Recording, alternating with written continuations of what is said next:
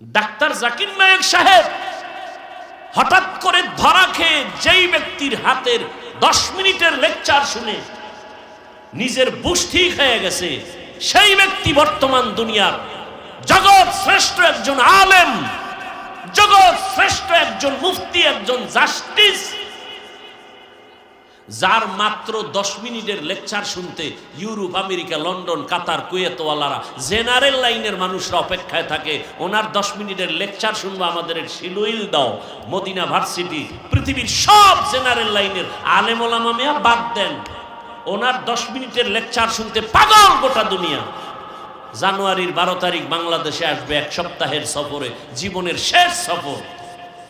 আমার দেশের জেনারেল লাইনের ব্যাংকের লোকেরা, প্রশাসনিক লোকেরা বলছে আমাদের আধা ঘন্টা লেকচারের জন্য দিবেন। আল্লামা মুফতি তকি ওসমানী দামাত বারাকাতুহুম, গোটা দুনিয়ার ইংরেজি শিক্ষিতরা পাগল 10 মিনিটের লেকচার শোনার জন্য। ওনার লেখা উর্দু লেখা বই, আরবি লেখা বইয়ের বাংলা অনুবাদগুলো পড়েন না, দেখবেন কি পরিমাণ জ্ঞান ভেতরে ঢুকানো। জাকির নায়েক সাহেব তার 10 মিনিটের কথা শুনে বলে, মাযহাব না মানলে ইসলাম মানার রাস্তা খোলা নেই। ভাইরা আমার, ভালো মানুষ যারা হইছে, এই যুবক, তোর মতো সারা রাত মোবাইলে আকাম করলে জীবনে ডাক্তার জাকির নায়েক হতে পারতো না। হাসো, নির্লজ্জের মতো হাসো। তোর মতো একটা যুবক গোটা দুনিয়া নেতৃত্ব দিবে, সেই মেধা তো আল্লাহ যুবকের দিয়েছে, নষ্ট করো কেন? আমি তো চাই তুমি এমন ডাক্তার হও জাকির নায়েকের মতো সারা বিশ্ব তোমাকে চিনবে, এমন ইঞ্জিনিয়ার হও গোটা দুনিয়া তোমাকে চিনবে, মরে গেলে মানুষের হৃদয়ে অমর হয়ে থাকবে। আর সেই জীবন চাইলে 3 জায়গার দোয়া নাও। কয় জায়গার মনে আছে তো? মা বাবা, শিক্ষক, ওলামায়ে কেরাম। বেয়াদবি করিও না, আর পেছনের গুনাহ থেকে তওবা করো। মনে মনে আল্লাহকে বলো, আল্লাহ জীবনে তো গুনাহ কম করি নাই, নফসের ধোকায় পড়ে তওবা করি। আমি ডাক্তারি পড়ি, ইঞ্জিনিয়ারিং পড়ি, আমি জেনারেল লাইনে পড়ি। ঢাকা কলেজে গিয়া দেখো না কত যুবক কলেজে পড়ে, বড় পাগড়ি মাথায়, বড় দাড়ি, বড় জামা পরে যায় কলেজে, ঢাকা কলেজে।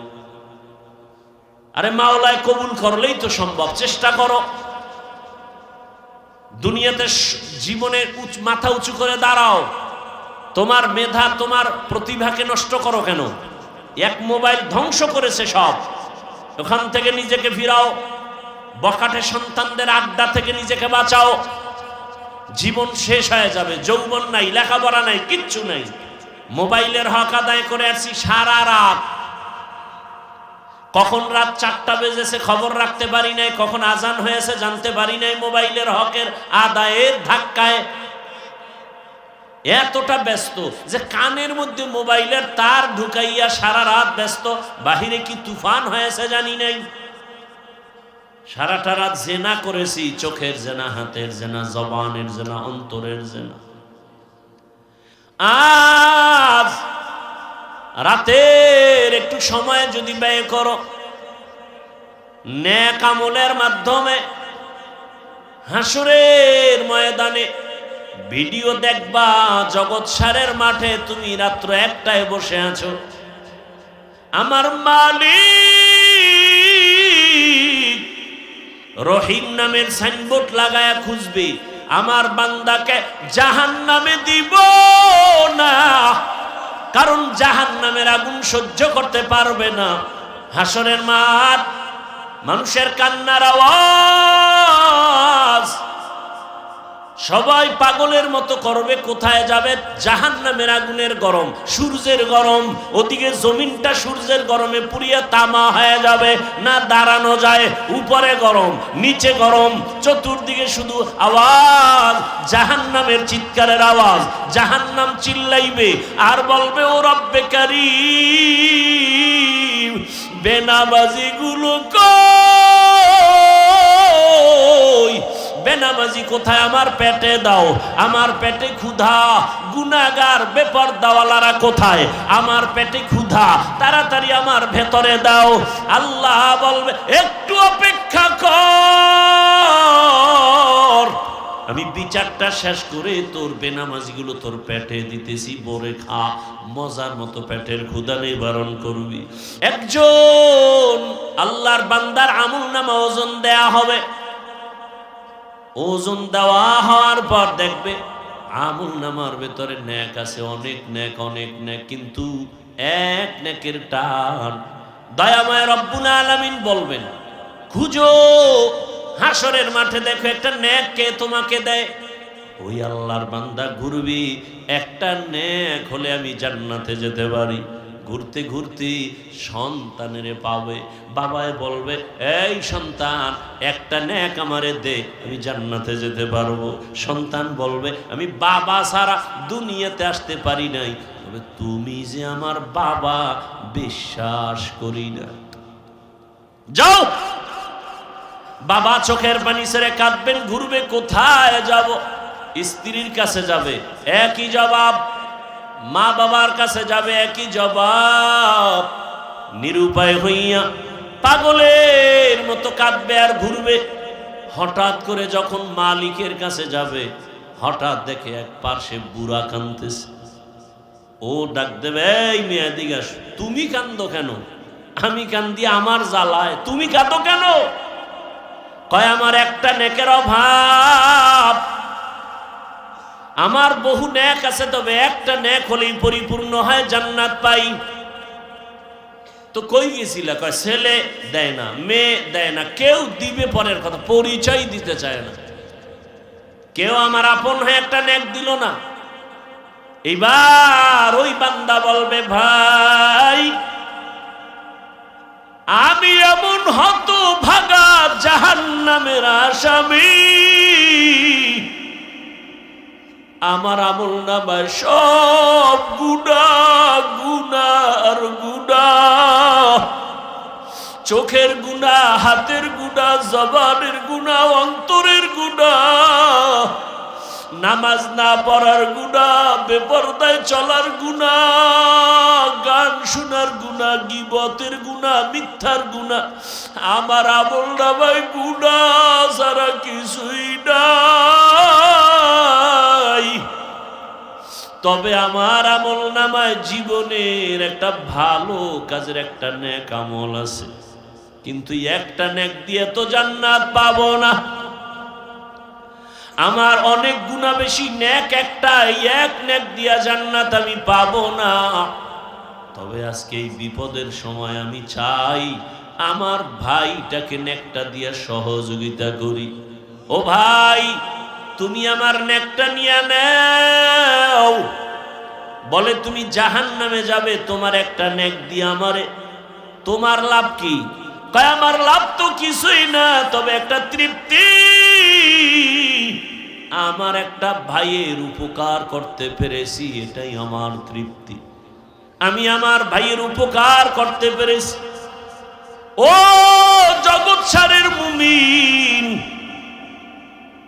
রহমতের নবী বলেন, খায়রুন নাস মান ইয়ানফাউন নাস। ভালো মানুষ তো ওই ব্যক্তি যে অন্যের উপকার করে। আজকে দেখো তাকায়া, যে যত ক্ষতির মধ্যে পড়ে কাছের মানুষের কারণে, আপন লোকটাই ক্ষতি করে, দূরের মানুষ তেমন করে না। অমুকেরে জবাই করেছে কে, তদন্ত করে রিপোর্ট বের হয় আপন বডিগার্ড, আপন কর্মচারী, আপন বাড়ির দারোয়ান, ড্রাইভার, আপন। অথচ রাসূল বলেন, তুমি তো ভালো মানুষ হতে হলে এমন হও যে তোমার দ্বারা কারো ক্ষতি হবে না। এর নামই তাকওয়া, আল্লাহর ভয়।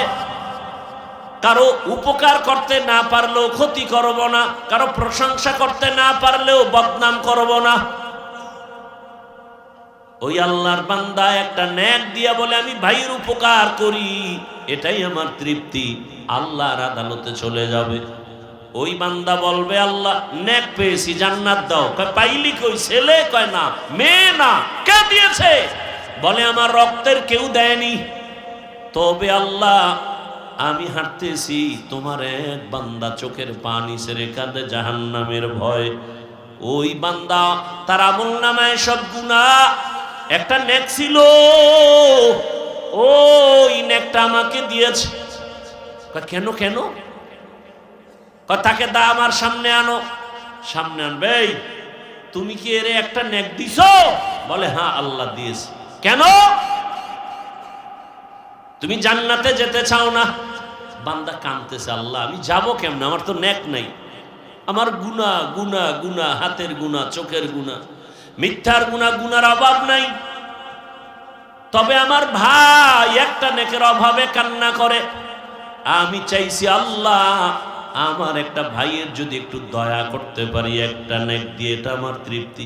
অন্তত আমি জাহান্নামে যাব, তবে আমার ভাইটা জান্নাতে চলে যাবে। আল্লাহর কুদরতি অন্তরে মায়ার জোশ, আল্লাহর কুদরতি অন্তরে রহিম নামের মায়ায় জোশ এসে যাবে। আল্লাহ বলবেন, হে গোলাম, যে কঠিন মুসিবতের সময় তুমি তোমার একটা ভাইকে একটা নেক দিয়া দয়া করেছো, আমি মালিকের দয়া তো তার থেকে 1000 গুণ বেশি। আমি আল্লাহ কেন দয়া করব না? আমি রহিম নামের ওসিলায় আমি তোমাকেও জান্নাত দিয়া দিলাম। ইয়া ইলাহি মুঝসে মুঝকো दूर कर, ताके देखो मुझ में तुझको एक नजर। या इलाही तू मेरा माबूद है, या इलाही तू मेरा माशूक है। ও আমার যুবক বাবারা, বৃদ্ধ বাবাজিরা, পর্দার আড়ালের মা বোনেরা, বয়ান শুনলে হবে না, এগুলো অন্তরে ঢুকাইয়া তওবা করেন। কয়দিন আর দুনিয়াতে বাহাদুরি করবেন? ও যুবক বাবারা, আমি যে এতক্ষণ বয়ান করলাম, একবারও কিন্তু বলি নাই আমার মতো বড় হুজুর হও, স্কুল ছেড়ে মাদ্রাসায় যাও বলি নাই, তাবলিগে না গেলে জাহান্নামে যাবে, পীরের কাছে না গেলে জাহান্নামে যাবে বলি নাই। বরং আমি চাই রে যুবক, আমার দেশে মাওলানা মুফতি মুহাদ্দিসের অভাব নাই, আমার দেশে আদর্শবান ডাক্তারের অভাব, আদর্শবান ইঞ্জিনিয়ারের অভাব, আদর্শবান ওসি ডিসিএসপির বড় অভাব। আমি চাই তুমি স্কুলে পড়ো, কলেজে পড়ো, ডাক্তার হও, প্রফেসর হও, ইঞ্জিনিয়ার হও, তুমি একজন ওসি ডিসিএসপি হও, চেয়ারম্যান মেম্বার এমপি হও, তবে আদর্শবান হইও, বেয়াদব হইও না রে বাবা। যদি বেয়াদব মার্কা ডাক্তার হও, লিখে রাখো তাসলিমা নাসরিনের পরিণাম ফলের মতো তোমারটাই হবে। বলতে পারো হাফিজ ভাই ডাক্তার হব, ইঞ্জিনিয়ার হব, তবে আদব বলা হতে হবে, বেয়াদব হব না। এ কথার ব্যাখ্যা কি? ভালো করে মনে রাখো যুবক, লিখে রাখো, 3 জায়গায় বেয়াদবি করবা না। লিখে রাখো, কসম আল্লাহর, করলেই মরার আগে তোমার ধ্বংস শুরু। কয় জায়গায়? 3 জায়গায় বেয়াদবি করবা না। 1 নাম্বার হলো মা বাবা। মা বাবার সাথে যদি বেয়াদবি করো, আর মা বাবা যদি কষ্ট পেয়ে নিঃশ্বাস ফেলে বলে আহ, তোমার ধ্বংস শুরু। 2 নাম্বার জায়গা শিক্ষক।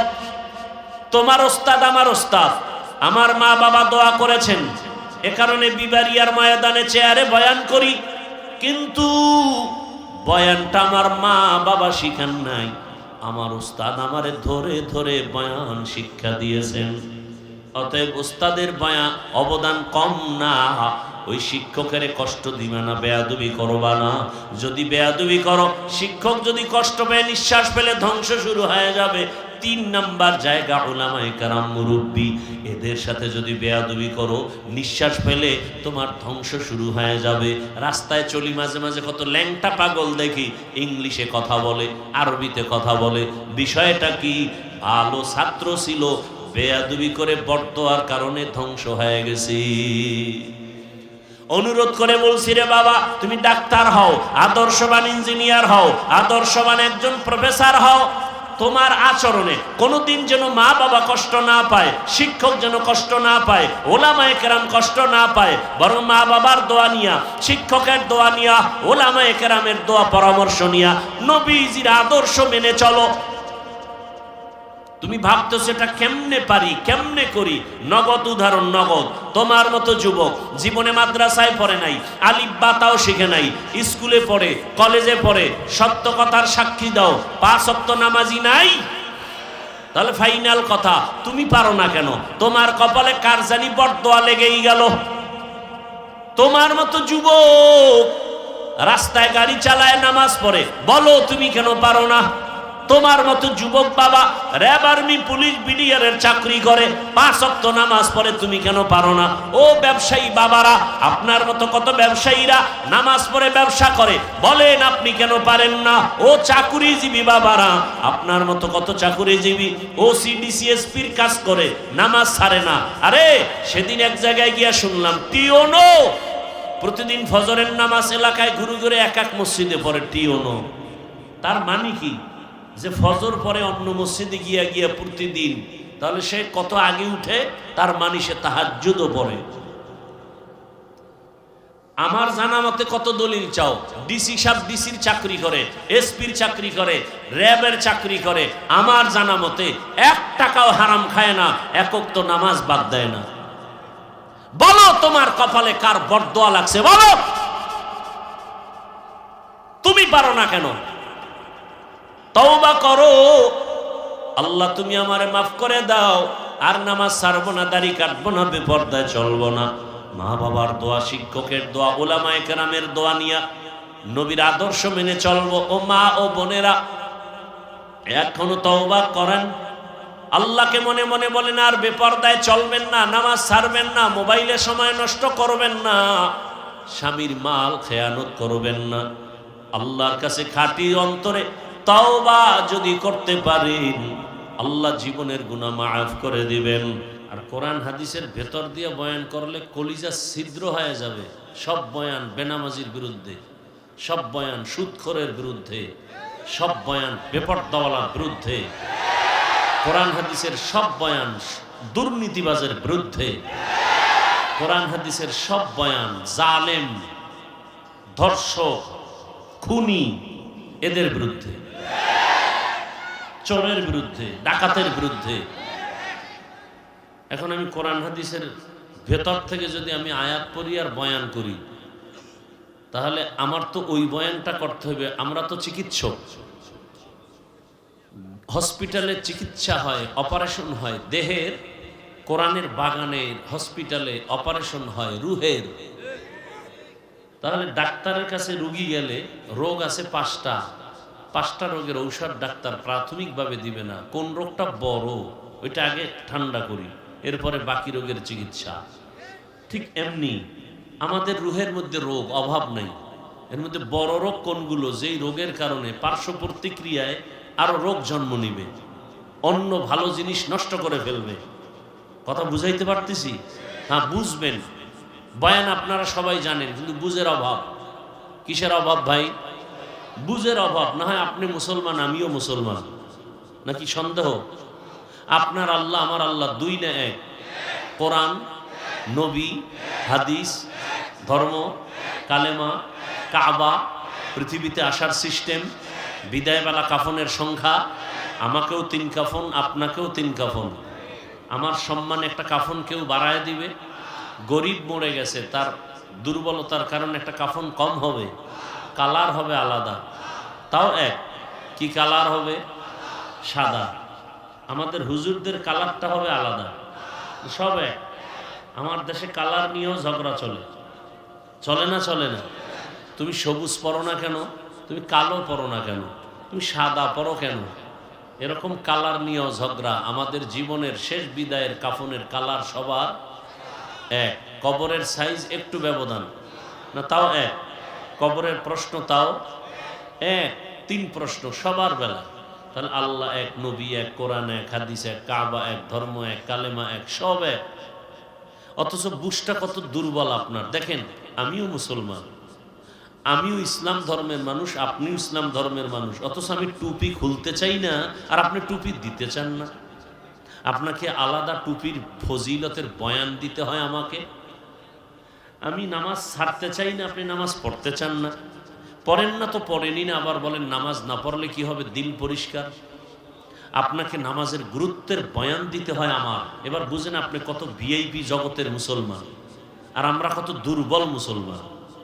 আপনি মসজিদে না ঢুকলে, আমরা ঢুকলে শান্তি, না ঢুকলে লজ্জা। আর আপনি কেমন মুসলমান, মসজিদে ঢুকতে গেলে লজ্জা।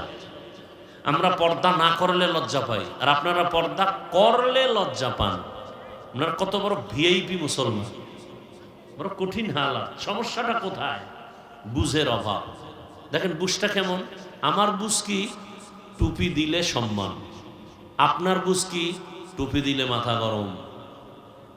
বুঝ আমার বুঝ কি দাড়ির মধ্যে, রসুলের পোশাকের মধ্যে সম্মান। আপনার বুঝ কি দাড়ি রাখলে যৌবনের ভাব চলে যাবে, পোশাক পরলে শরীরটা আটকা লাগে। বুঝ এই বুঝটা ঠিক হয়ে গেলে তখন আর হুজুর হতে হবে না, কলেজের প্রফেসর নামাজ শুরু করে দিবে। বুঝ ঠিক হয়ে গেলে র্যাবের চাকরিজীবী নামাজ ধরে ফেলবে। এরকম RAB, army, police, BDR, doctor, professor, engineer, OC, DC, SP 5 ওয়াক্ত নামাজি নাই? বুঝ ঠিক হয়ে গেছে। আর আমি হুজুরের বুঝ যদি ঠিক না হয় তাহলে আমি বেপর্দার সাথে আড্ডা দিব, মনে করবে এর মধ্যেই শান্তি। বুঝের অভাব, বুঝার চেষ্টা করি। আল্লাহ সবাইকে হেফাজত করেন। তাহলে যার সাথে যার মোহাব্বত তার সাথে তার কিয়ামত।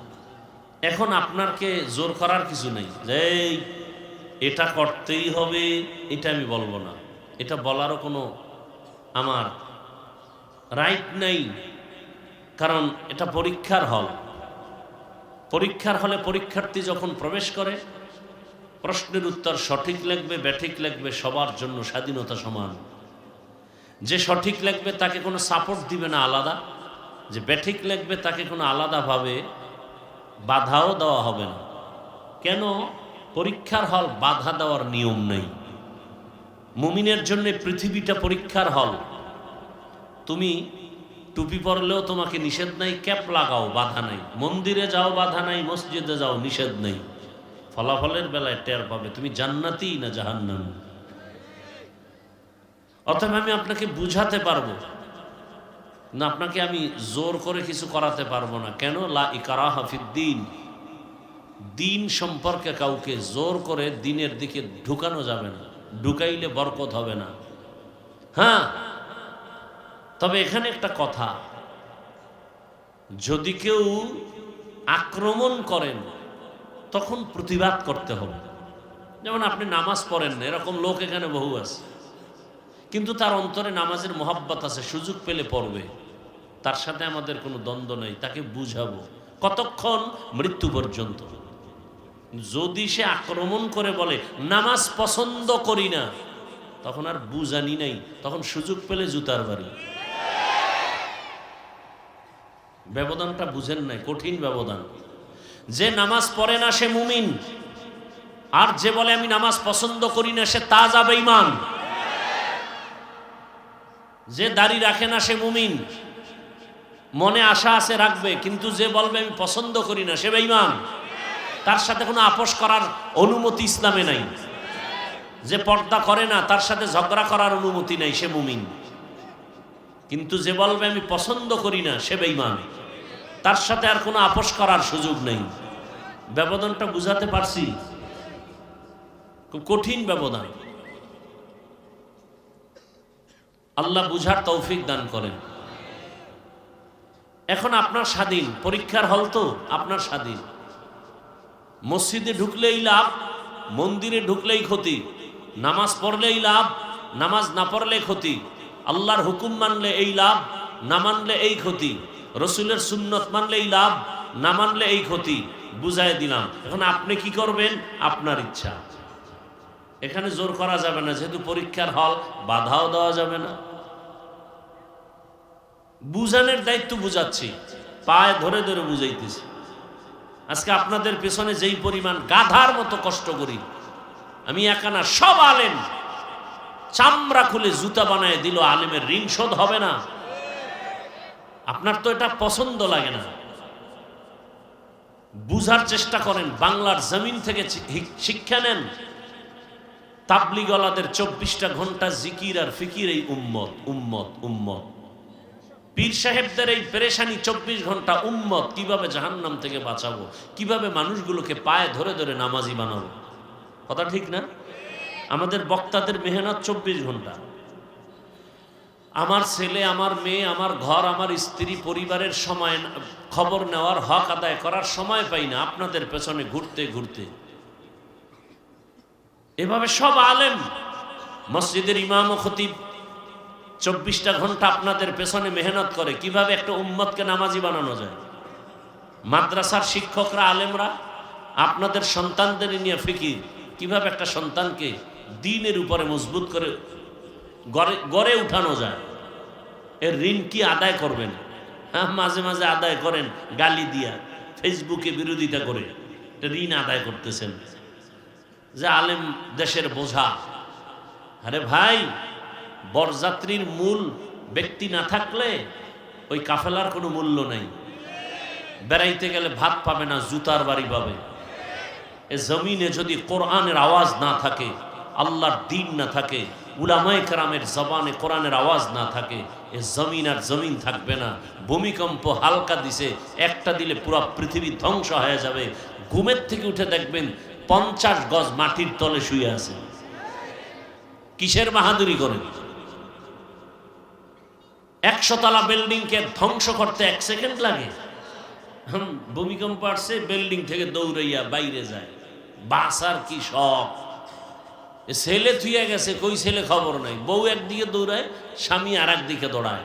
ছেলের খবর নাই, মেয়ের খবর নাই, ওরনার খবর নাই। আরে তুমি বিল্ডিং থেকে বাহিরে যাও, জমিন যদি ধসে যায় কি হয় না? জমিন যদি দেবে যায় মাটির তলে, নিচে যায়, তা তুমি বিল্ডিং থেকে বাহির হয়ে বাঁচবা কি করে? বরং ওখানে বসে আল্লাহকে তওবা করো আর গুনাহ মাফ চাও। কই, ভূমিকম্প হওয়ার পরে কি মসজিদে মুসল্লি বাড়ছে? তা অপেক্ষা করো, আরো গজব আসবে। সেই ঘুষখোর তো এখনো ঘুষ খায়, সুদখোর তো এখনো সুদ খায়, তওবা তো করলো না। এই জাতিকে আর কোন গজব দিলে সোজা হবে? আল্লাহ হেদায়েত দান করুন। কি আপনাদের ধারণা কি তাল মিলাবেন না? আমার কথাগুলো বুঝার চেষ্টা করবেন এবং বুঝে শুনে জবাব দিবেন। আমি কোরআন হাদিসের ভেতর থেকে বলবো না বাহির থেকে বলবো? ভেতর থেকে বলবো। সহ্য করতে পারবেন?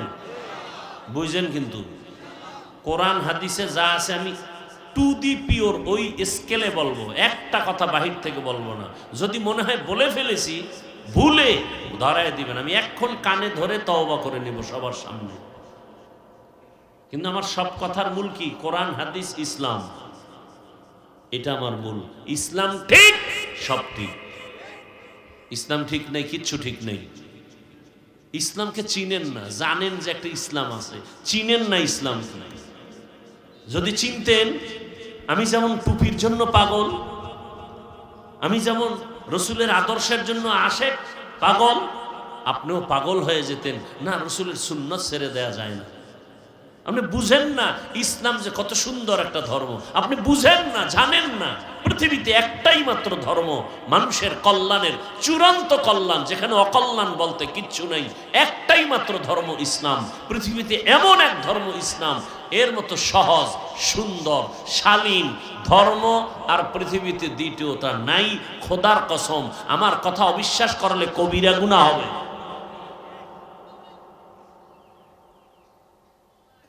দেখেন, নগদ একটু দেখাই দিয়েছিলাম, কি নগদ দেখাই? দেখাবো? এই যে এক প্যান্ডেলে আপনারা বসছেন, ধরে নেন এরকম যদি বিবেরিয়ার কোনো টাকাওয়ালা বাহাদুর সাহেব করতে চান যে আমি এতগুলো মানুষ এক জায়গায় জমা করব রাত্র 12টায়, তখন তার পেরেশানিটা কেমন? 1 নাম্বার, এই লোকগুলো আসতে আর যাইতে ফ্রি গাড়ি দিতে হবে। আপনাদেরকে ফ্রি গাড়ি দেওয়া হয়েছে? হয়নি। নাম্বার 2, এই মানুষগুলো আসার পরে বসার জন্য ভিআইপি চেয়ার দিতে হবে, চেয়ার। তাও কিন্তু এই বেহেশতি মানুষ আসবে না, অধিকাংশ গাঞ্জা করে সে হাজির। আপনাদেরকে ভিআইপি বিছানা দিছে তো চেয়ার? কি দিছে? এর থেকে পৃথিবীতে থার্ড ক্লাসের আর কোনো বিছানা হতে পারে? অথচ কোনো কষ্ট আছে? সব আলেম, সাদা দাড়িওয়ালা মুরব্বীরা চুপচাপ বসে আছে। কে ধনী, কে গরিব, কে আলেম, কে মূর্খ, সব একাকার। আল্লাহ মানুষকে বিবেক দিছেন, বিবেকটাকে কাজে লাগান। পশুকে আল্লাহ বিবেক দেন নাই। একটু বুঝেন, বুঝার চেষ্টা করেন। আমি আপনাদের দুশ্মন না, আমি আপনাদের কলিজার বন্ধু। পাও ধরার জন্য আসছি, গালি দিতে আসি নাই। আপনাদের পাও হাত দিয়া বুঝাইয়া আপনাদেরকে শান্তির দিকে দাওয়াত দিতে আসছি। প্রয়োজনে পাও ধরা লাগলে নিচে এসে পাও ধরবো, সেই অবস্থায় আসছি, গালি দিতে আসি নাই। এরপরে এই লোকগুলোকে সাহেব এখানে জমা করার পরে চেয়ারে বসাইলেন, ফাঁকে ফাঁকে নাস্তা দিতে হবে। যদি একটু প্যাকেটে টান পড়ে তো চেয়ারের বাড়ি,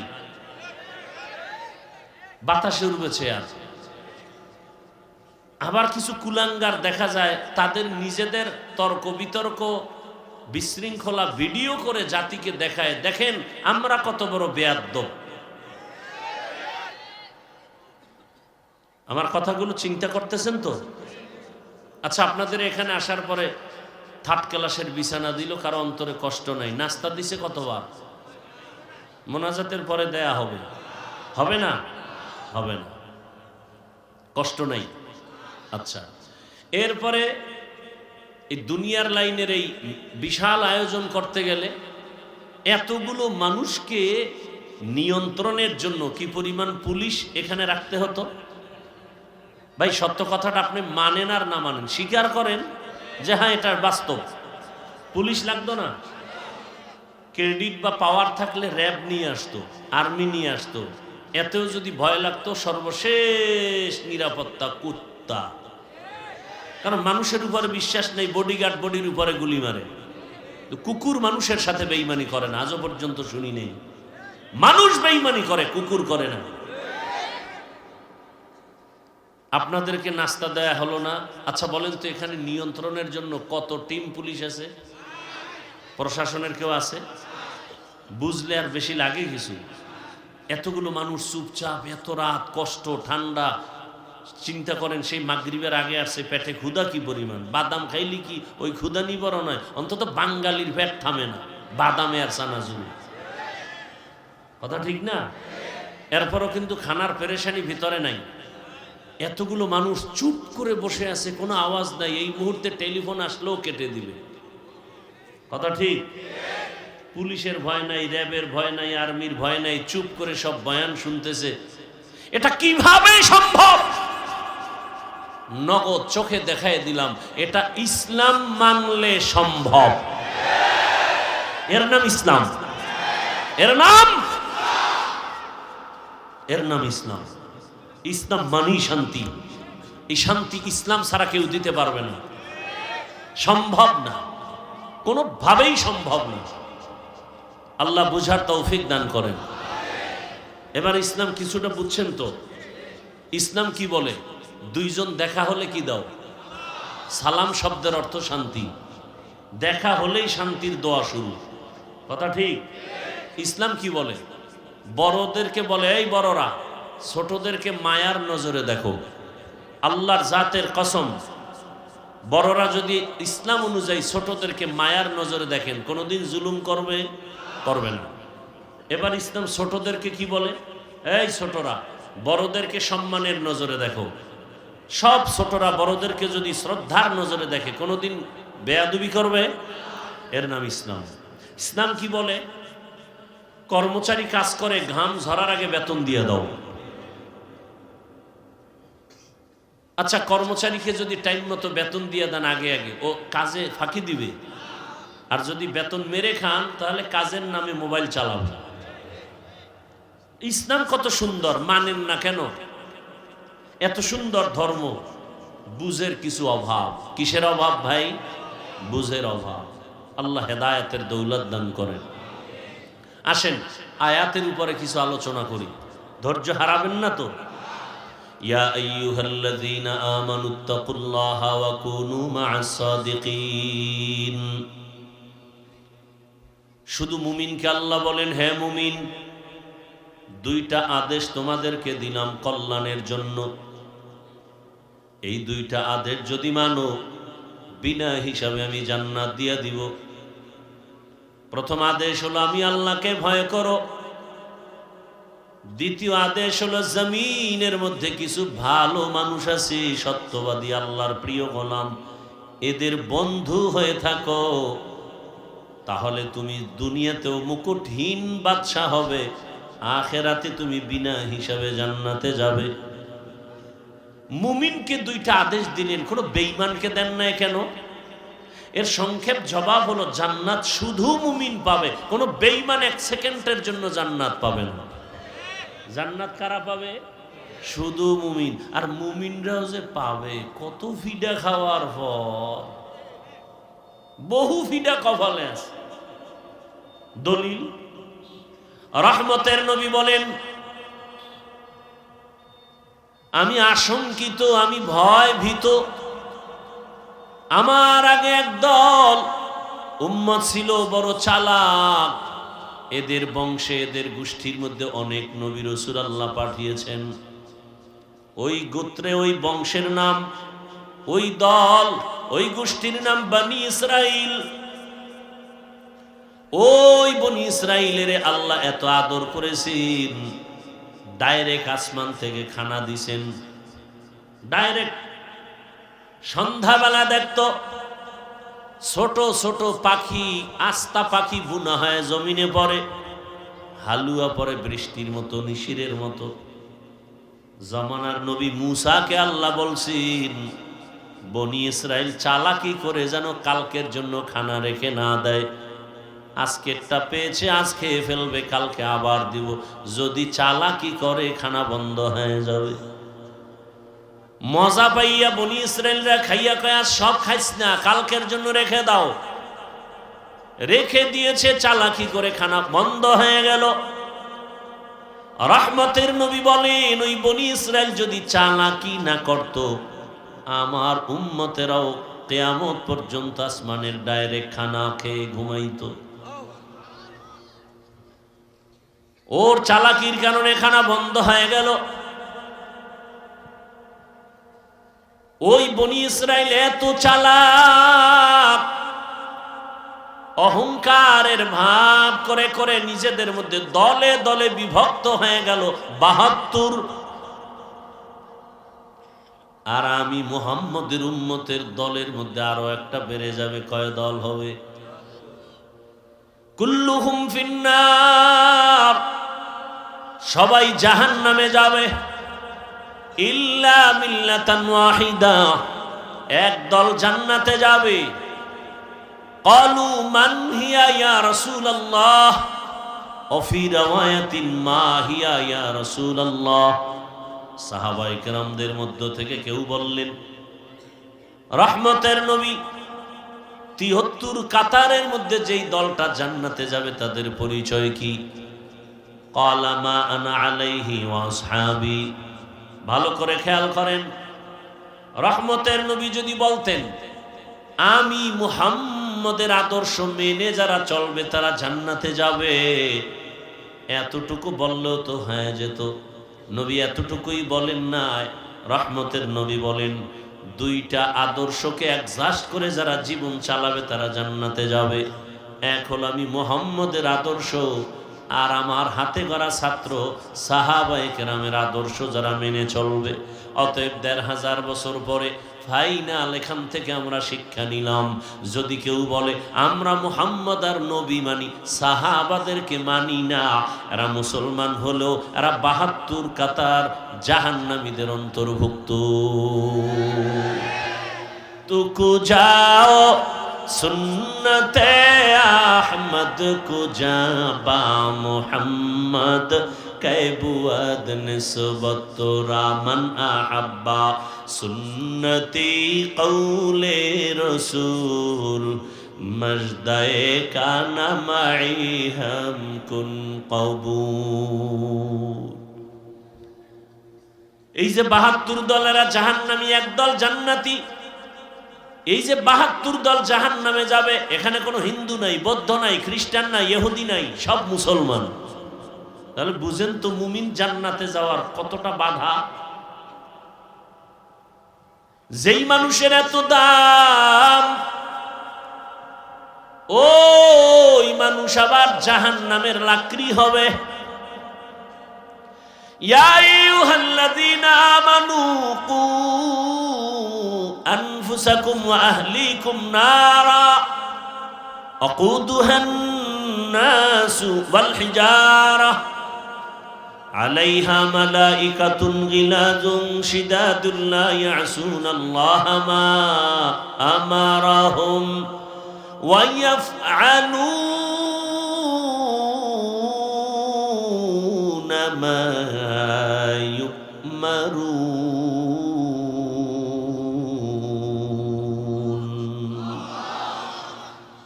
আল্লাহ বলেন, হে মুমিন, জাহান্নাম থেকে নিজেকে বাঁচাও, এরপরের দায়িত্ব আহালকে বাঁচাও। আমি একা জাহান্নাম থেকে বাঁচলেই দায়িত্ব শেষ হবে না, আমার উপরে দায়িত্ব আমার আহাল। আমি বাবা, আমার আহাল সন্তান। আমি স্বামী, আমার আহাল স্ত্রী। আমি শিক্ষক, আমার আহাল ছাত্র। আমি চেয়ারম্যান, আমার আহাল ইউনিয়নের মানুষ। আমি মেম্বার, আমার আহাল ওয়ার্ডের মানুষ। আমি এমপি, আমার আহাল আমার আসনের মানুষ। আমি সরকার প্রধান, আমার আহাল গোটা দেশবাসী। আমি একজন আলেম, গোটা উম্মত আমার আহাল। আমি মসজিদের ইমাম ও খতিব, মুসল্লি আমার আহাল। আমি বক্তা, শ্রোতা আমার আহাল। ও বক্তা, জাহান্নাম থেকে তুমি আগে বাঁচো, তারপরে তোমার আহাল শ্রোতাকে বাঁচাও। বাবা, জাহান্নাম থেকে আগে বাঁচাও, এরপরে তোমার আহাল সন্তানকেও বাঁচাও। স্বামী, জাহান্নাম থেকে নিজেকে আগে বাঁচাও, এরপরে তোমার আহাল স্ত্রীকেও বাঁচাও। ইমাম সাহেব, জাহান্নাম থেকে নিজেকে আগে বাঁচাবেন, এরপরে মুসল্লিদেরকে বাঁচাবেন। শুধু নিজে বাঁচবেন, মুসল্লি বাঁচাবেন না, হবে না। বড় কঠিন কথা। ক্বালান নবিয়্যু সাল্লাল্লাহু আলাইহি ওয়া আলিহি ওয়া সাল্লাম, আলা কুল্লুকুম রাইন ওয়া কুল্লুকুম মাসউলুন আন রাইয়াতিহি। সবাই দায়িত্বশীল। আল্লাহর আদালতে দায়িত্বের জবাবদিহিতার কাঠগড়ায় দাঁড়াতে হবে। কিয়ামতের ময়দানে বহু মা বাবা শুধু সন্তানের অন্যায়ের কারণে জাহান্নামে চলে যাবে। দুনিয়াতেই তো অন্যায় করে সন্তান, মা বাবার হাতে কেন পুলিশের হ্যান্ডকাপ লাগানো হয়? আর দুনিয়া মাজরাতুল আখিরা, আখিরাতের নমুনায় দুনিয়ায় তাকায় দেখো। বাবার অন্যায়, কিন্তু সন্তানের অন্যায়ের কারণে বাবার হাতে হ্যান্ডকাপ। কিয়ামতের দিন বহু বাবা মা শুধু সন্তানের অন্যায়ের কারণে জাহান্নামে যাবে। হাসরের মাঠে সন্তান মা বাবার বিরুদ্ধে আল্লাহর আদালতে মামলা পেশ করবে। রব্বানা ইন্না আতা'না সাদাতানা ওয়া কুবারানা ফাআদাল্লুনাস সাবিলা রব্বানা আতিহিম যিফাইন রব্বানা আতিহিম যিফাইন মিনাল আযাব ওয়ালআনহুম লা'নান কাবীরা। সূরা আহজাব ৬৭ নম্বর আয়াত। মা বাবার বিরুদ্ধে সন্তান মামলা দায়ের করবে। আল্লাহ বলবে, এই ছেলে নামাজ পড়ছো না, রোজা রাখছো না, জিকির করছো না, তেলাওয়াত করছো না, কেন? বলবে, ও দয়ার মালিক, সব আমার মা বাবার দুর্বলতা। আমার মা বাবা কোনোদিন আমাকে নামাজের দাওয়াত দেয় নাই, রোজার দাওয়াত দেয় নাই, জিকিরের দাওয়াত দেয় নাই, কোরআন শিখায় নাই। অথচ কত ডিসি দেখছি টেবিলে বসে বসে কোরআন তেলাওয়াত করে। ডিসি সাহেব ডিসির চাকরি পেয়ে কি কোরআন শিখা শুরু করেছেন? কয় না। আব্বা আম্মা সেই ছোটবেলা মক্তবে পাঠাইছেন, আর ওখানে গিয়ে কোরআন শিখে ফেলেছি। অতএব জাহান্নাম থেকে নিজে বাঁচতে হবে না, আহালকে বাঁচাতে হবে। আল্লাহ বলেন, হে মুমিন, দুটো আদেশ দিলাম। এক, আমাকে ভয় করো। কাকে ভয় করো? একমাত্র আল্লাহকে ভয় করো। দুনিয়ার সব তোমাকে ভয় করবে। এই ভয়ের নাম তাকওয়া, এ ভয়ের নাম খাশিয়া, এ ভয়ের নাম খাউফ। ওয়া আম্মা মান খাফা মাকাম রাব্বিহি ওয়া নাহান নাফসা আনিল হাওয়া ফাইন্নাল জান্নাতা হিয়াল মাওয়া। হর কে দারাত খাউফ হকদার দিল মাদাম জন্নতুল মাওয়া দেহদ ও রামাকাম জুজবা হকচি জে মখাজ ইনসুজা ফজলে উআ মস্তে দর জুমলা জাহা। ঘুম আসতেছে? হ্যাঁ, আওয়াজে আসলে তো ঘুম আসে। আসলে কি আপনারা রাতে ঘুমান? আমার অভিজ্ঞতার আলোকে বলি, আমার দেশের জাতি রাতে ঘুমায় না, নিরিবিল সময়ে মোবাইলের হক আদায় করে। টাইম পায় না তো, সারাদিন ব্যস্ত। এই টাইমটাও তো একটু কাজে লাগানো লাগে। আল্লাহর কাছে কি বলবে? একটা কিছু বলতে হবে তো। হাসরের ময়দানে যদি আল্লাহ জিগায় কি করছো, আল্লাহ মাইয়ার হক, পোলার হক, স্ত্রীর হক আদায় করতে পারিনি, মা বাবার হক আদায় করতে পারিনি, অন্তত একটা হক আদায় করে আসছি। মোবাইলের হক আদায় করে আসছি সারা রাত। কখন রাত 4টা বেজেছে খবর রাখতে পারি নাই, কখন আজান হয়েছে জানতে পারি নাই। মোবাইলের হকের আদায়ের ধাক্কায় এতটা ব্যস্ত যে কানের মধ্যে মোবাইলের তার ঢুকাইয়া সারা রাত ব্যস্ত। বাহিরে কি তুফান হয়েছে জানি নাই। সারাটা রাত জেনা করেছি, চোখের জেনা, হাতের জেনা, জবানের জেনা, অন্তরের জেনা। এরে আমার কলিজার যুবক, ঘুমের মধ্যে যদি আজরাইল এসে দেখে তোর কানের ভেতরে গানের তার লাগানো, আজরাইল বলবে তুই রেডি হ, পরে আসবো। কি ঘুমের মধ্যে আজরাইল আসবে না, তাই তো? হ্যাঁ, মরণ থেকে যতই পালাও মরণ তোমায় নিবে ঘিরে। যদিও সুদূর আকাশ পানে লুকাও সেথায় লাগিয়ে সিঁড়ি। নদী পথে নৌকা চালাও ও মাঝি ভাই, বেলা ডোবার আগে আমি উপার উঠতে চাই। ডুবে গেলে বেলা রে আর উঠে না, ভেঙ্গে গেলে মেলা রে আর জমে না। ওগো নবীর উম্মতেরা,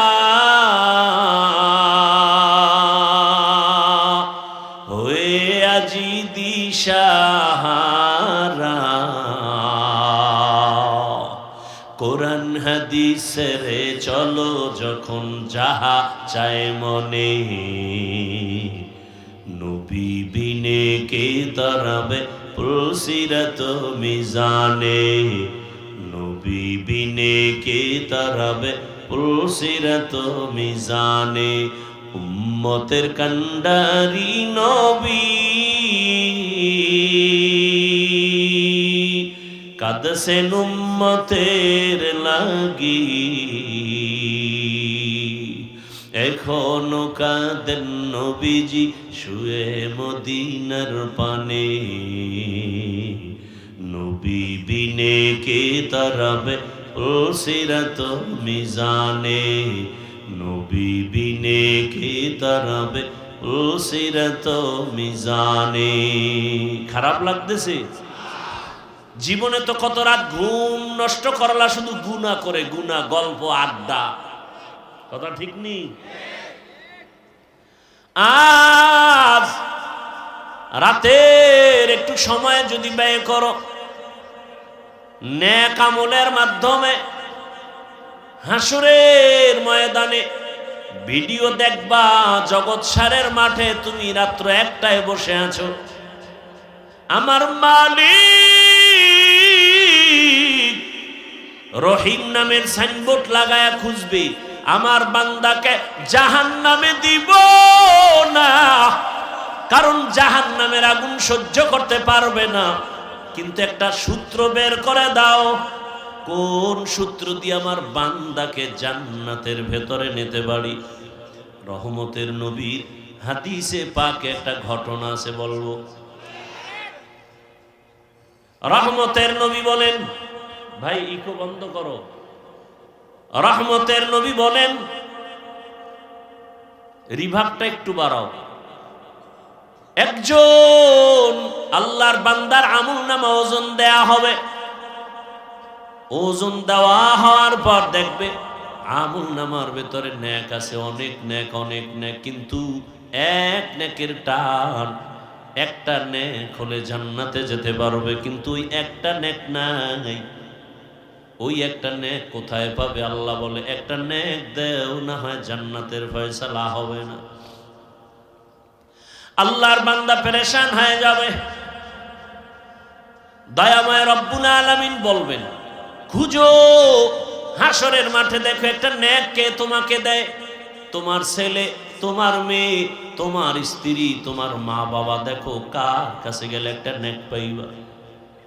আল্লাহর বান্দা কাঁদবে, হাসরের মাঠে দৌড়াবে। হাসরের মাঠ এই জমিন হবে হাসরের ময়দান, সিরিয়ার জমিন হবে, আল্লাহর বিচারালয় এই স্টেজ হবে সিরিয়ায়। প্রথম কিবলা বাইতুল মাকদিস, ওখানে হবে আল্লাহর বিচারালয়, আদালত। আল্লাহ হাসরের ময়দানে স্টেজ কায়েম করবেন, আর সিংহাসনে আল্লাহ বসবেন। বসার পরে আল্লাহ একটা কঠিন গরম আওয়াজ দিবেন, গরম আওয়াজ। সরকার প্রধান যখন ক্ষমতার চেয়ারে বসেন, জাতির উদ্দেশ্যে একটা ভাষণ দেয়নি, চেয়ারে বসিয়ে এই ভাষণ দেয়, ও দেশের জনগণ, আপনাদের ভোটের অধিকার নিয়ে আমি চেয়ারে বসছি, তবে শুনেন, দেশটাকে সুশৃঙ্খল ভাবে পরিচালনার জন্য আমাকে ইনসাফের সাথে চালাতে হবে। সেই ক্ষেত্রে কিছু আইন আছে, আইন আপনারা মান্য করে চলতে হবে। কে আমাকে ভোট দিছেন আর দেন নাই, সবার জন্য আইন সমান। আইন লঙ্ঘন করবেন, কাউকে ছাড় দেয়া হবে না, জেলখানা রেডি, জরিমানা রেডি। আল্লাহ তাআলা হাসরের মাঠ কায়েম করে, পুরা জমিন হবে হাসরের মাঠ, সিরিয়ার জমিন হবে আল্লাহর বিচারালয়, আদালত। আল্লাহ এত গরম একটা আওয়াজ দিবেন, ওই আওয়াজে হাসরের ময়দানটা থরথর করে কেঁপে উঠে, মানুষ বেহুশ হয়ে যাবে। আরে বাবায় রাগ করে সন্তানের উপরে, এত পরিমাণ রাগ, ওই সন্তানের রাগটা কে থামাবে? বাবায় যখন রাগ হয়ে গেছে, সন্তানের মারবে, একটা ছুরি হাতে নিয়ে কয়, পেলে এখন জবাই করব। ওই বাবার রাগ কেউ থামাতে পারে না। স্ত্রী পাশে গিয়া বসে সুন্দর কথা বুঝায় বুঝায় থামায়, এই স্বামী আমার, এত পাগল হলে কি হবে? এই মুহূর্তে তুমি রাগ করেছো, সন্তানটার উপরে যদি একটা অ্যাক্সিডেন্ট করেই ফেলো, তুমি তো আবার কান্না করবা, থামো। তাহলে স্বামী রাগ হলে সন্তানের উপরে মা এসে থামায়, কথা ঠিক নেই? আল্লাহ যদি রাগ করে, থামাবে কে? কঠিন হুঙ্কার দিবেন, এমন কঠিন। হাসরের মাঠে সব উলঙ্গ দাঁড়ানো হবে, নারীরাও উলঙ্গ, পুরুষেরাও উলঙ্গ, সব এক জায়গায়। আম্মা জান আয়েশা রাদিয়াল্লাহু আনহা বলেন, ও রহমতের নবী, লজ্জা লাগবে না? কেউ কারো দিকে তাকালে তো লজ্জা পাবে। রহমতের নবী চোখের পানি ছেড়ে বলেন, ও আয়েশা, হাসরের মাঠ এমন কঠিন, এমন কঠিন হবে, কেউ কারো দিকে তাকানোর হুঁশ থাকবে না। কেমন কঠিন হবে যে কেউ কারো দিকে তাকানোর হুঁশ থাকবে না। আল্লাহ যদি রাগ করেন তো কে থামাবে, কে নরম করবে? আমার আল্লাহকে তো কেউ নাই। আল্লাহ কয় ওয়ামা আরসালনাকা ইল্লা রাহমাতাল লিল আলামিন।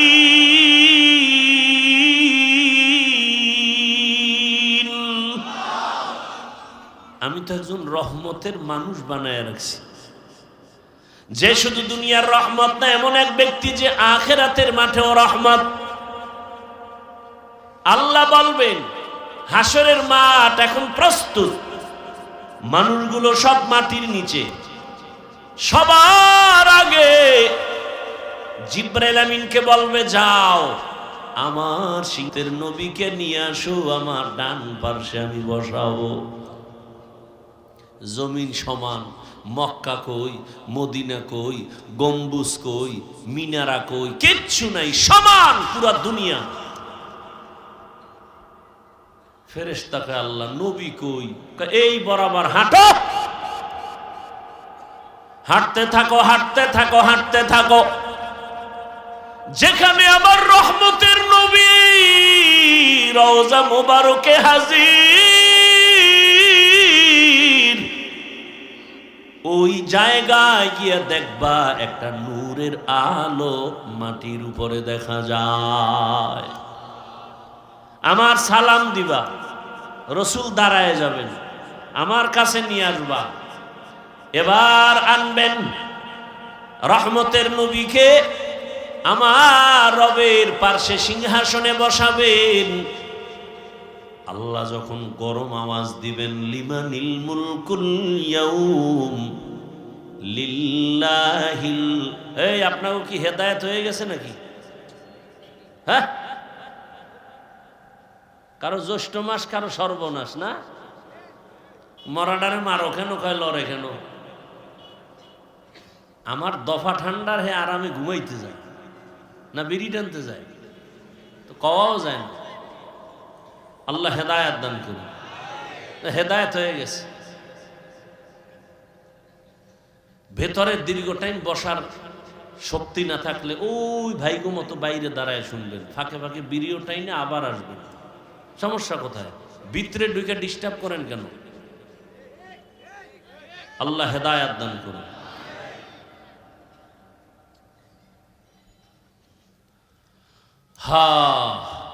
রহমতের নবী আল্লাহর পার্শ্বে থাকবেন, সিংহাসনের পার্শ্বে। আল্লাহ রাগান্বিত আওয়াজ দিবেন, গরম হয়ে গেছে, এখন আর ঠান্ডা করার কোনো উপায় নাই। হঠাৎ আমার আল্লাহ একটু কুদরতের নজর দিয়া রহমতের নবীর চেহারার দিকে যখন তাকাইবেন, আগুন যেমন মোমকে গলায় দেয়, রহমতের নবীর চেহারা মুবারকে একটু নজর দেওয়া মাত্র আমার আল্লাহর কুদরতির রাগটা পানি হয়ে যাবে। ইমামুল আউয়ালিন আখিরিন বহরে সদকা রহমাতান লিল আলামিন সাইয়্যিদুল কাউনাইন খাতমুল মুরসালিন আখির আমদ বুদে ফখরুল আউয়ালিন। ভাইরা আমার, ওই আল্লাহর বান্দা পাগলের মতো ঘুরবে, একটা নেকের টান কোথায় পাবো? হাসরের মাঠ, মানুষের কান্নার আওয়াজ,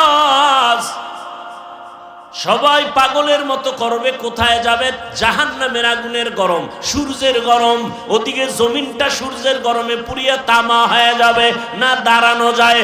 উপরে গরম, নিচে গরম, চতুর্দিকে শুধু আওয়াজ, জাহান্নামের চিৎকারের আওয়াজ। জাহান্নাম চিল্লাইবে আর বলবে, ও রব্বে কারীম, বেনামাজি গুলো কই? বেনামাজি কোথায়? আমার পেটে দাও, আমার পেটে ক্ষুধা।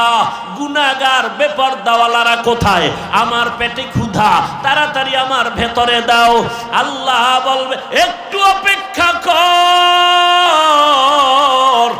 আমি বিচারটা শেষ করে তোর বেনামাজিগুলো তোর পেটে দিতেছি, বরে খা, মজার মতো পেটের ক্ষুধা নিবারণ করবি। ও আমার যুবক বাবারা, বৃদ্ধ বাবাজি, পর্দার আড়ালের মা বোনেরা, কয়দিন এই দুনিয়ার বাহাদুরি, চোখের সামনে লাশ আর লাশ, ঘুমের ভেতরে লাশ, পানির নিচে লাশ, গাড়ির নিচে লাশ, কয়দিন করোনায় লাশ, ডেঙ্গুর লাশ, এক এক করে কত বন্ধু চলে গেল রে বাবা। ওই আল্লাহর বান্দা ঘুরবি, একটা নেক হলে আমি জান্নাতে যেতে পারি। ঘুরতে ঘুরতে সন্তানের পাবে, বাবায় বলবে এই সন্তান একটা নেক আমারে দে, আমি জান্নাতে যেতে পারবো। সন্তান বলবে আমি বাবা ছাড়া দুনিয়াতে আসতে পারি নাই, তবে তুমি যে আমার বাবা বিশ্বাস করি না। যাও, বাবা চোখের পানি ছেড়ে কাঁদবেন, ঘুরবে কোথায় যাব? স্ত্রীর কাছে যাবে, একই জবাব। মা বাবার কাছে যাবে, একই জবাব। নিরুপায় হইয়া পাগলের মতো কাঁদবে আর ঘুরবে। হঠাৎ করে যখন মালিকের কাছে যাবে, হঠাৎ দেখে এক পার্শ্বে বুড়া কাঁদতেছে। ও ডাক দেবে, এই মেয়ে দিকে আস, তুমি কান্দো কেন? আমি কান্দি আমার জ্বালায়, তুমি কাঁদো কেন? কয় আমার একটা নেকের অভাব, আমার বহু নেক আছে, তবে একটা নেক হলেই পরিপূর্ণ হয়, জান্নাত পাই। তো কই গেছিল? কয় ছেলে দেয় না, মেয়ে দেয় না, কেউ দিবে পরের কথা, পরিচয় দিতে চায় না, কেউ আমার আপন হয়ে একটা নেক দিল না। এইবার ওই বান্দা বলবে ভাই আমি এমন হতভাগা জাহান্নামের আসামি, আমার আমল নামায় সব গুনাহ, গুনার গুনাহ, চোখের গুনাহ, হাতের গুনাহ, জবানের গুনাহ, অন্তরের গুনাহ, নামাজ না পড়ার গুনাহ, বেপরদায় চলার গুনাহ, গান শোনার গুনাহ, গীবতের গুনাহ, মিথ্যার গুনাহ, আমার আমল নামায় গুনাহ ছাড়া কিছুই নাই। তবে আমার আমল নামায় জীবনের একটা ভালো কাজের একটা নেক আমল আছে, কিন্তু একটা নেক দিয়ে তো জান্নাত পাবো না। আমার অনেক গুনাহ বেশি, নেক একটা, এক নেক দিয়া জান্নাত আমি পাবো না। তবে আজকে এই বিপদের সময় আমি চাই আমার ভাইটাকে নেকটা দিয়া সহযোগিতা করি। ও ভাই, তুমি আমার নেকটা নিয়ে নাও। বলে তুমি জাহান্নামে যাবে, তোমার একটা নেক দিয়ে আমারে, তোমার লাভ কি? কয় আমার লাভ তো কিছুই না, তবে একটা তৃপ্তি, আমার একটা ভাইয়ের উপকার করতে পেরেছি, এটাই আমার তৃপ্তি। আমি আমার ভাইয়ের উপকার করতে পেরেছি। ও জগৎ সারের মুমিন, রহমতের নবী বলেন খায়রুন নাস মান ইয়ানফাউন নাস, ভালো মানুষ তো ওই ব্যক্তি যে অন্যের উপকার করে। আজকে দেখো তাকায়া, যে যত ক্ষতির মধ্যে পড়ে কাছের মানুষের কারণে, আপন লোকটাই ক্ষতি করে, দূরের মানুষ তেমন করে না। অমুকেরে জবাই করেছে কে, তদন্ত করে রিপোর্ট বের হয় আপন বডিগার্ড, আপন কর্মচারী, আপন বাড়ির দারোয়ান, ড্রাইভার, আপন। অথচ রাসূল বলেন তুমি তো ভালো মানুষ হতে হলে এমন হও যে তোমার দ্বারা কারো ক্ষতি হবে না। এর নামই তাকওয়া, আল্লাহর ভয়। কারো উপকার করতে না পারলেও ক্ষতি করব না, কারো প্রশংসা করতে না পারলেও বদনাম করব না। ওই আল্লাহর বান্দা একটা নেক দিয়া বলে আমি ভাইয়ের উপকার করি, এটাই আমার তৃপ্তি, আল্লাহর আদালতে চলে যাবে। ওই বান্দা বলবে আল্লাহ নেক পেয়েছি, জান্নাত দাও। কয় পাইলি কই? ছেলে? কয় না। মেয়ে? না। কে দিয়েছে? বলে আমার রক্তের কেউ দেয়নি। তবে আল্লাহ আমি হাঁটতেছি, তোমার এক বান্দা চোখের পানি ছেড়ে কাঁদে জাহান্নামের ভয়। ওই বান্দা তার আমলনামায় সব গুনাহ, একটা নেক ছিল, ওই নেকটা আমাকে দিয়েছে। কেন কেন? তাকে দা আমার সামনে আনো। সামনে আনবে, এই তুমি কি এর একটা নেক দিছো? বলে হ্যাঁ আল্লাহ দিয়েছে। কেন? তুমি জান্নাতে যেতে চাও না? বান্দা কাঁদতেছে, আল্লাহ আমি যাব কেমনে, আমার তো নেক নাই, আমার গুনাহ গুনাহ গুনাহ, হাতের গুনাহ, চোখের গুনাহ, মিথ্যার গুনাহ, গুনার অভাব নাই। তবে আমার ভাই একটা নেকের অভাবে কান্না করে। আমি চাইছি আল্লাহ আমার একটা ভাইয়ের যদি একটু দয়া করতে পারি একটা নেক দিয়ে, এটা আমার তৃপ্তি। অন্তত আমি জাহান্নামে যাব, তবে আমার ভাইটা জান্নাতে চলে যাবে। আল্লাহর কুদরতি অন্তরে মায়ার জোশ, আল্লাহর কুদরতি অন্তরে রহিম নামের মায়ায় জোশ এসে যাবে। আল্লাহ বলবেন, হে গোলাম, যে কঠিন মুসিবতের সময় তুমি তোমার একটা ভাইকে একটা নেক দিয়া দয়া করেছো, আমি মালিকের দয়া তো তার থেকে 1000 গুণ বেশি। আমি আল্লাহ কেন দয়া করব না? আমি রহিম নামের ওসিলায় আমি তোমাকেও জান্নাত দিয়া দিলাম।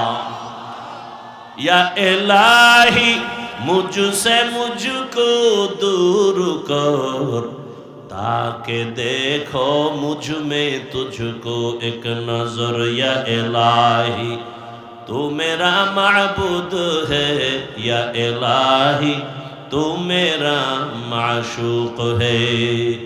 ও আমার যুবক বাবারা, বৃদ্ধ বাবাজিরা, পর্দার আড়ালের মা বোনেরা, বয়ান শুনলে হবে না, এগুলো অন্তরে ঢুকাইয়া তওবা করেন। কয়দিন আর দুনিয়াতে বাহাদুরি করবেন? ও যুবক বাবারা, আমি যে এতক্ষণ বয়ান করলাম, একবারও কিন্তু বলি নাই আমার মতো বড় হুজুর হও, স্কুল ছেড়ে মাদ্রাসায় যাও বলি নাই, তাবলিগে না গেলে জাহান্নামে যাবে, পীরের কাছে না গেলে জাহান্নামে যাবে বলি নাই। বরং আমি চাই রে যুবক, আমার দেশে মাওলানা মুফতি মুহাদ্দিসের অভাব নাই, আমার দেশে আদর্শবান ডাক্তারের অভাব, আদর্শবান ইঞ্জিনিয়ারের অভাব, আদর্শবান ওসি ডিসিএসপির বড় অভাব। আমি চাই তুমি স্কুলে পড়ো, কলেজে পড়ো, ডাক্তার হও, প্রফেসর হও, ইঞ্জিনিয়ার হও, তুমি একজন ওসি ডিসিএসপি হও, চেয়ারম্যান মেম্বার এমপি হও, তবে আদর্শবান হইও, বেয়াদব হইও না রে বাবা। যদি বেয়াদব মার্কা ডাক্তার হও, লিখে রাখো তাসলিমা নাসরিনের পরিণাম ফলের মতো তোমারটাই হবে। বলতে পারো হাফিজ ভাই ডাক্তার হব, ইঞ্জিনিয়ার হব, তবে আদব বলা হতে হবে, বেয়াদব হব না। এ কথার ব্যাখ্যা কি? ভালো করে মনে রাখো যুবক, লিখে রাখো, 3 জায়গায় বেয়াদবি করবা না। লিখে রাখো, কসম আল্লাহর, করলেই মরার আগে তোমার ধ্বংস শুরু। কয় জায়গায়? 3 জায়গায় বেয়াদবি করবা না। 1 নাম্বার হলো মা বাবা। মা বাবার সাথে যদি বেয়াদবি করো, আর মা বাবা যদি কষ্ট পেয়ে নিঃশ্বাস ফেলে বলে আহ, তোমার ধ্বংস শুরু। 2 নাম্বার জায়গা শিক্ষক, তোমার ওস্তাদ আমার ওস্তাদ, আমার মা বাবা দোয়া করেছেন, এ কারণে বিবারিয়ার ময়দানে চেয়ারে বয়ান করি, কিন্তু বয়ানটা আমার মা বাবা শিখান নাই, আমার ওস্তাদ আমারে ধরে ধরে বয়ান শিক্ষা দিয়েছেন। অতএব ওস্তাদের বয়ান অবদান কম না, ওই শিক্ষকের কষ্ট দিবা না, বেয়াদবি করবা না। যদি বেয়াদবি করো, শিক্ষক যদি কষ্ট পেয়ে নিঃশ্বাস ফেলে ধ্বংস শুরু হয়ে যাবে। 3 নাম্বার জায়গা উলামায়ে কেরাম, মুরব্বী, এদের সাথে যদি বেয়াদবি করো, নিঃশ্বাস ফেলে তোমার ধ্বংস শুরু হয়ে যাবে। রাস্তায় চলি, মাঝে মাঝে কত ল্যাংটা পাগল দেখি, ইংলিশে কথা বলে, আরবিতে কথা বলে। বিষয়টা কি? ভালো ছাত্র ছিল, বেয়াদবি করে বর্তমার কারণে ধ্বংস হয়ে গেছি। অনুরোধ করে বলছি, রে বাবা, তুমি ডাক্তার হও, আদর্শবান ইঞ্জিনিয়ার হও, আদর্শবান একজন প্রফেসর হও, তোমার আচরণে কোনোদিন যেন মা বাবা কষ্ট না পায়, শিক্ষক যেন কষ্ট না পায়, ওলামায়ে কেরাম কষ্ট না পায়, বরং মা বাবার দোয়া নিয়া, শিক্ষকের দোয়া নিয়া, ওলামায়ে কেরামের দোয়া পরামর্শ নিয়া নবীজির আদর্শ মেনে চলো। তুমি ভাবতো সেটা কেমনে পারি, কেমনে করি? নগদ উদাহরণ, নগদ। তোমার মতো যুবক জীবনে মাদ্রাসায় পড়ে নাই, আলিফ বা তাও শিখে নাই, স্কুলে পড়ে, কলেজে পড়ে, সত্য কথার সাক্ষী দাও, 5 ওয়াক্ত নামাজি নাই, তাহলে ফাইনাল কথা, তুমি পারো না কেন? তোমার কপালে কার জানি বরদোয়া লেগেই গেল। তোমার মতো যুবক রাস্তায় গাড়ি চালায়, নামাজ পড়ে, বলো তুমি কেন পারো না? তোমার মতো যুবক বাবা র্যাব, আর্মি, পুলিশ, বিডিআরের চাকরি করে, 5 ওয়াক্ত নামাজ পড়ে, তুমি কেন পারো না? ও ব্যবসায়ী বাবারা, আপনার মতো কত ব্যবসায়ীরা নামাজ পড়ে ব্যবসা করে, বলেন আপনি কেন পারেন না?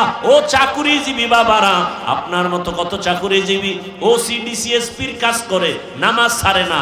আরে সেদিন এক জায়গায় গিয়া শুনলাম, টিওনো প্রতিদিন ফজরের নামাজ এলাকায় ঘুরে ঘুরে এক এক মসজিদে পড়ে। টিওনো তার মানে কি?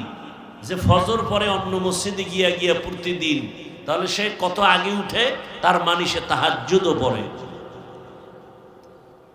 আমার জানা মতে কত দলিল চাও? ডিসি সাহেব ডিসির চাকরি করে, এসপির চাকরি করে, র্যাবের চাকরি করে, আমার জানা মতে 1 টাকাও হারাম খায় না, একক তো নামাজ বাদ দেয় না। বলো তোমার কপালে কার বরদোয়া লাগছে? বলো তুমি পারো না কেন? ও তোমার মনে একটু আশা, মনে একটু আশা পূরণ করো না।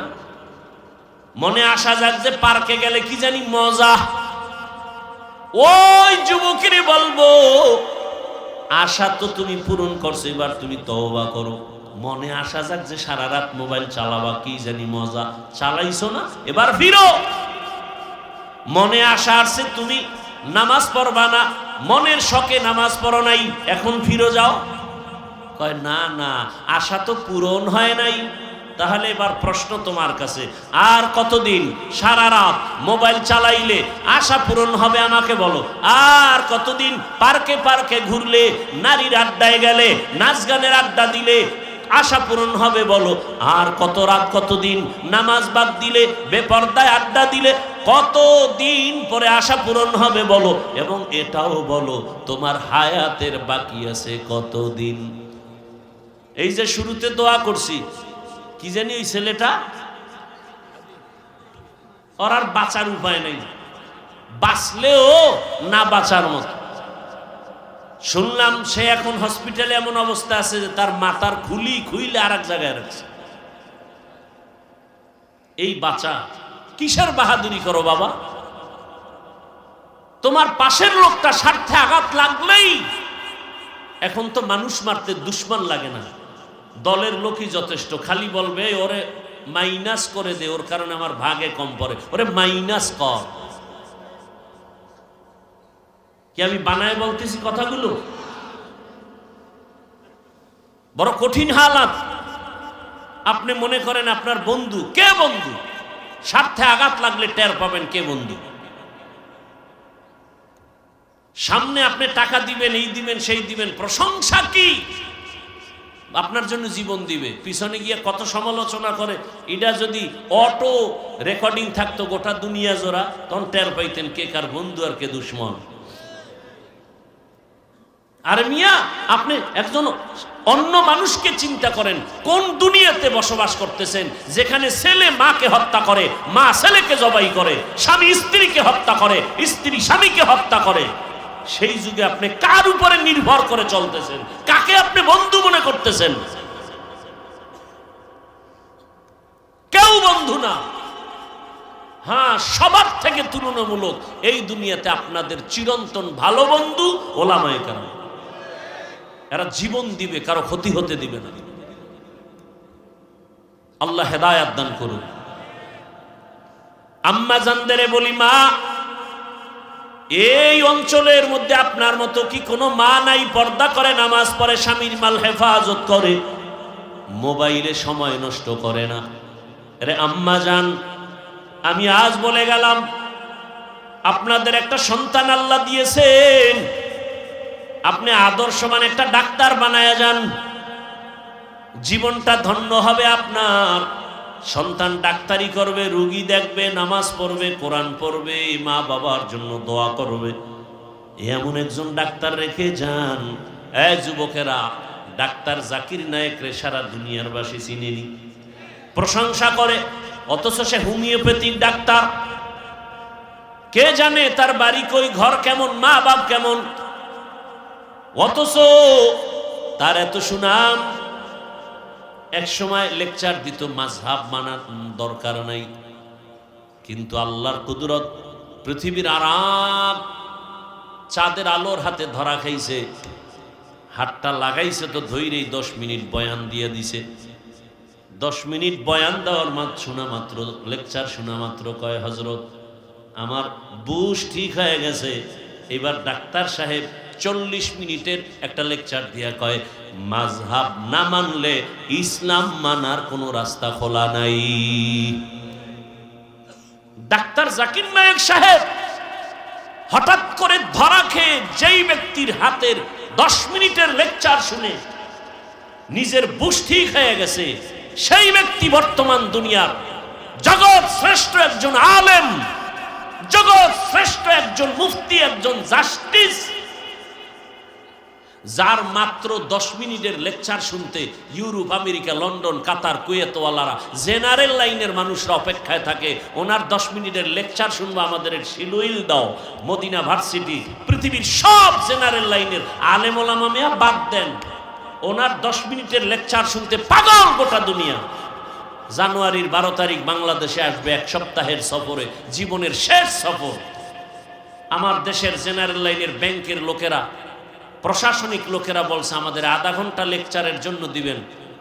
আল্লামা মুফতি তকি ওসমানী দামাত বারাকাতুহুম, গোটা দুনিয়ার ইংরেজি শিক্ষিতরা পাগল 10 মিনিটের লেকচার শোনার জন্য। ওনার লেখা উর্দু লেখা বই, আরবি লেখা বইয়ের বাংলা অনুবাদগুলো পড়েন না, দেখবেন কি পরিমাণ জ্ঞান ভেতরে ঢুকানো। জাকির নায়েক সাহেব তার 10 মিনিটের কথা শুনে বলে, মাযহাব না মানলে ইসলাম মানার রাস্তা খোলা নেই। ভাইরা আমার, ভালো মানুষ যারা হইছে, এই যুবক, তোর মতো সারা রাত মোবাইলে আকাম করলে জীবনে ডাক্তার জাকির নায়েক হতে পারত না। হাসো, নির্লজ্জের মতো হাসো। তোর মতো একটা যুবক গোটা দুনিয়া নেতৃত্ব দিবে, সেই মেধা তো আল্লাহ যুবকের দিয়েছে, নষ্ট করো কেন? আমি তো চাই তুমি এমন ডাক্তার হও, জাকির নায়েকের মতো সারা বিশ্ব তোমাকে চিনবে, এমন ইঞ্জিনিয়ার হও গোটা দুনিয়া তোমাকে চিনবে, মরে গেলে মানুষের হৃদয়ে অমর হয়ে থাকবে। আর সেই জীবন চাইলে 3 জায়গার দোয়া নাও। কয় জায়গার মনে আছে তো? মা বাবা, শিক্ষক, ওলামায়ে কেরাম। বেয়াদবি করিও না, আর পেছনের গুনাহ থেকে তওবা করো। মনে মনে আল্লাহকে বলো, আল্লাহ জীবনে তো গুনাহ কম করি নাই, নফসের ধোকায় পড়ে তওবা করি, আমি ডাক্তারি পড়ি, ইঞ্জিনিয়ারিং পড়ি, আমি জেনারেল লাইনে পড়ি।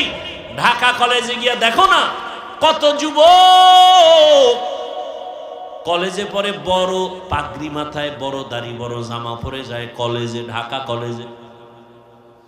আরে মাওলায় কবুল করলেই তো সম্ভব, চেষ্টা করো। দুনিয়াতে জীবনের মাথা উঁচু করে দাঁড়াও। তোমার মেধা, তোমার প্রতিভাকে নষ্ট করো কেন? এক মোবাইল ধ্বংস করেছে সব, ওখান থেকে নিজেকে ফিরাও। বখাটে সন্তানদের আড্ডা থেকে নিজেকে বাঁচাও। জীবন শেষ হয়ে যাবে, যৌবন নাই, লেখাপড়া নাই, কিচ্ছু নাই। তওবা করো, আল্লাহ তুমি আমারে মাফ করে দাও, আর নামাজ ছাড়বো না, দাড়ি কাটবো না, বেপরদায় চলবো না। মা বাবার দোয়া, শিক্ষকের দোয়া, ওলামায়ে কেরামের দোয়া নিয়া নবীর আদর্শ মেনে চলবো। ও মা ও বোনেরা, এখনো তওবা করেন, আল্লাহকে মনে মনে বলেন, আর বেপরদায় চলবেন না, নামাজ ছাড়বেন না, মোবাইলে সময় নষ্ট করবেন না, স্বামীর মাল খেয়ানত করবেন না। আল্লাহর কাছে খাঁটি অন্তরে তওবা যদি করতে পারেন, আল্লাহ জীবনের গুনাহ মাফ করে দিবেন। হাসরের ময়দানের ভয় আর ওলামায়ে কেরামের পরামর্শ নিয়ে নিজের আত্মাটারে পবিত্র করবেন, তাকওয়ার মানদণ্ডে চলবেন, গুনাহ ছাড়বেন। আল্লাহ পাক রব্বুল আলামিন তওবার দরজা খুলে রাখছেন। যদি বান্দা খাঁটি অন্তরে তওবা করতে পারে, আল্লাহ জীবনের গুনাহ মাফ করে দিবেন। ও দয়ার মালিক, মনে মনে ডাকো, আমার আল্লাহর মতো দয়াময় কেউ নাই। হে আল্লাহ, এই ময়দানে কুদরতের নজর দিয়ে দেন, এই ময়দানের প্রত্যেকের হেদায়েতের মালা গলায় পরায়া দেন। আমিন। আলহামদুলিল্লাহি রাব্বিল আলামিন, ওয়াসসালাতু ওয়াসসালামু আলা সাইয়্যিদিল আম্বিয়া ওয়াল মুরসালিন ওয়া আলা আলিহি ওয়া আসহাবিহি আজমাইন। ইয়া আরহামার রাহিমিন, ইয়া আরহামার রাহিমিন, ইয়া আরহামার রাহিমিন। রব্বিরহামহুমা কামা রাব্বায়ানি সগীরা। اللهم إنك عفو كريم تحب العفو فاعف عنا. اللهم إنا نسألك رضاك والجنة ونعوذ بك من سخطك والنار. اللهم إنا نعوذ بك من البرص والجنون والجذام وسيء الأسقام. رب العالمين, গুনার বোঝা নিয়ে আপনার দরওয়াজায় আমরা হাজির। উলামায়ে কেরাম, মুরব্বী, হাজী সাহেব, ব্যবসায়ী, চাকরিজীবী, পর্দার আড়ালের মা বোনেরা, যুবক ছাত্ররা, আমরা যারা গুনার বোঝা নিয়ে আপনার দরওয়াজায় হাজির, মেহেরবানি করে আমাদের জীবনের সব গুনাহগুলো মাফ করে দেন আল্লাহ। আয় আল্লাহ, মাহফিল কবুল করে নেন, আয়োজনকারী, সহযোগিতাকারী, দান সদকাকারীদের কবুল করে নেন, মাদ্রাসা কবুল করে নেন।